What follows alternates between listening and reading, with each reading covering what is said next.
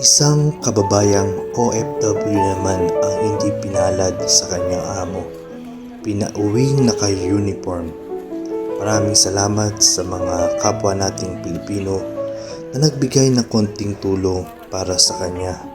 Talaga namang kahit saan, kahit kailan, pagka Pilipino sa oras ng kagipitan, handang tumulong sa kapwa.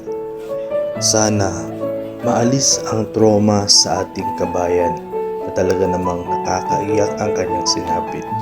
Hindi lahat ng mga nag-OFW ay pinapalad. Talagang may mga ganitong sitwasyon na nangyayari. Kaya maging handa tayo.